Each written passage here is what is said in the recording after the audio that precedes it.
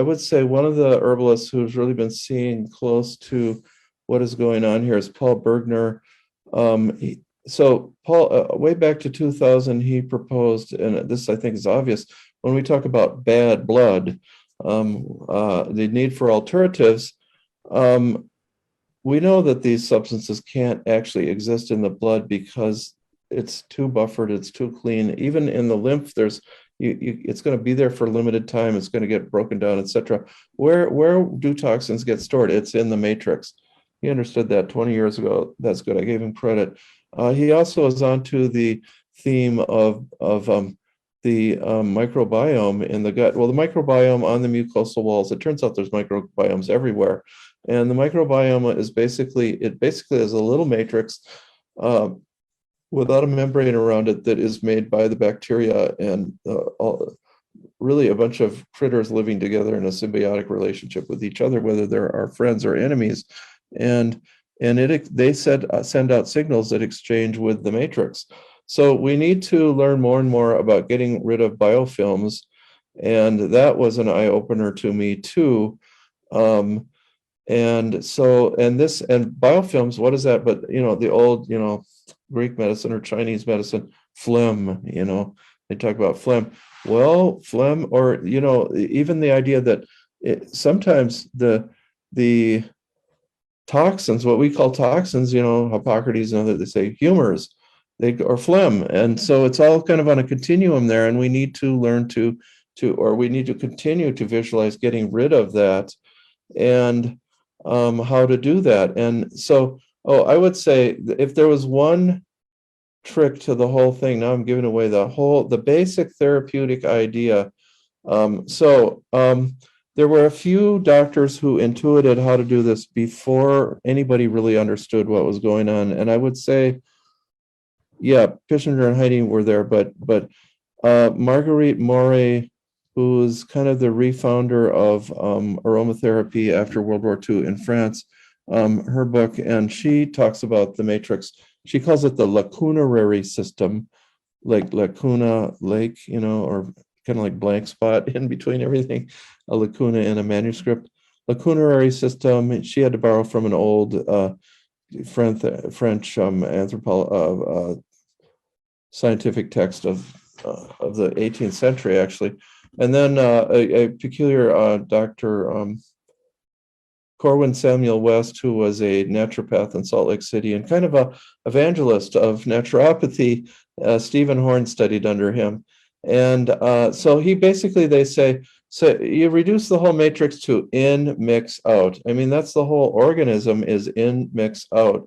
But the matrix, we really see this. So the in is the capillary wall, stuff comes in, and then it's met by the immune system right in that. And it turns out there's really kind of a little teeny space there, a thin space, where, because the matrix keeps items that are too big from going, too many angstroms big, just cannot get into the matrix. And so in that little area, then the mast cells meet these invaders, or a lot of them are just food or whatever, or things that are coming in and have to deal with that. And they are the sentinels and the signaling core for the immune system in general. So then they attract in white cells. They are part of the innate immune system, but they know how to signal the acquired immune system as well. They're part of the original ancient immune system. This is another thing, began to understand the immune system in a more nuanced way, not just, let's support the immune system. It's like, yeah, let's support the immune system, but let's know how it works and what we're doing. And yeah, I mean, when I was young, mast cells, that did come in, quercetin. But like this begins to put it in some context. And hopefully we can use, as you know, and everybody I think that's experienced with herbalism knows, you can't just say, quercetin helps the mast cells. It's like, which people need the quercetin? Which people are having mast cell trouble? Well, we don't know always how to define that yet. But if we can visualize this, we're doing better and better. I would say, obviously, anytime you got an autoimmune excess, you got to cool it off with, often the fruity plants are cooling. Anything you drink in the summertime to refresh and cool, that would be a good hint. Linden flower, top of the list, and then the rose family as cooling remedies, and the citrus. But okay, so so we have the in, and then we had the mix. We got to keep the metabolism going well. And what we have a name for the metabolism in folk herbalism that's called the liver.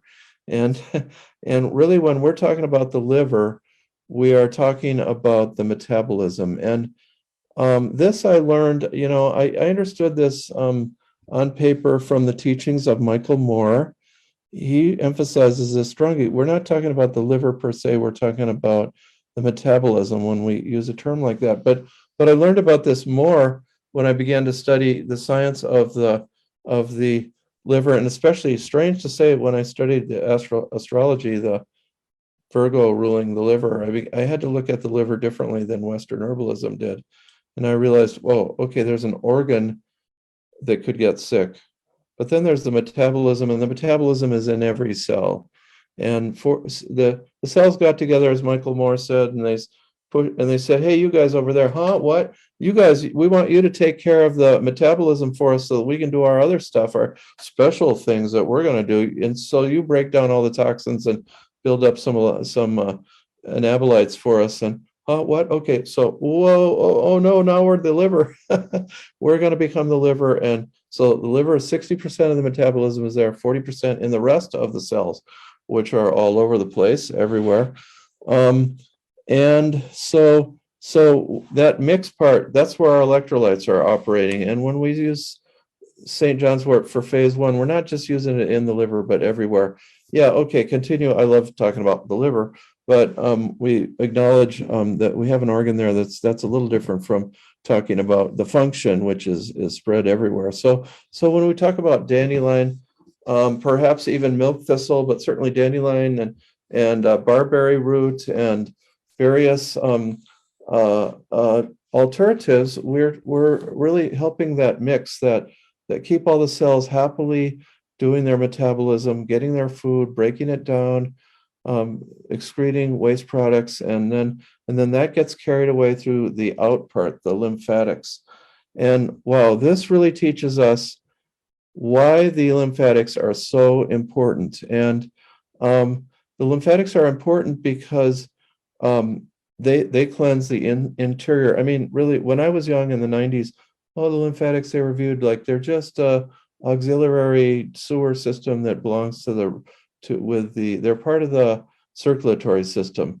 And it's like what the veins can't really release get rid of the lymphatics do. Well, now we see, I mean, lymphatics are so important.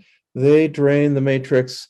And I mean, even though this isn't appreciated enough, they are, they're the vessel, they are the vehicle of the immune system. We didn't understand the immune system in 1995. We didn't understand it until about 2003. And we're still working on that. We're still incorporating, we herbalists and the scientists and everybody are still catching up. How do we influence the immune system? It's like, yeah, it's nice theory on paper, but what are the specific indications and so on? So at any rate, it's in, mix out, and so Samuel West said, well, that's all we need to do to keep everything flowing well. And I want to reduce it all to just one simple thing. I believe in homeopathy, I believe in herbalism, I believe in everything, but what can we do that's just simple that everybody could do if they can't figure that out? He said, to reduce the influx of toxins, become a vegetarian. And I'm like, oh, well, I don't believe in that. I like to eat meat. And it's like, I don't want to agree with that. But then lo and behold, in Pissinger and Heine's book, they say the best method to begin a detoxification of the matrix is a protein fast. It's like, oh, well, there it is. And so stopping protein or slowing down on that, we have to have some protein. So that's mindful. It's something to keep in mind, and very simple. And then at the other end, how to get the lymphatics to empty. And Dr. West had people bounce up and down on a rebounder or a lymphosizer to get the lymph going. And that reminded me of a friend that said the best exercise for the lymphatic system is riding horses, and that's exactly what it feels like. Yep. And So we have, so we got a simple idea, but this also teaches us how important is like lymphatic massage, for instance. And our lymphatic remedies, a lot of us know this already, you get a good lymphatic, it's like something like red root.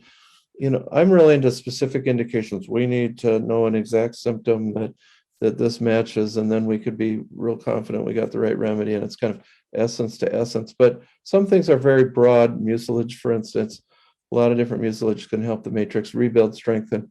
But like red root for the drainage for the lymphatic system, that's a pretty broad ranging herb. It's kind of really neither hot nor cold. It's drying, it's an astringent, and it's sweetening that is building tissue. That's in Chinese medicine, that would make it drying and dampening both.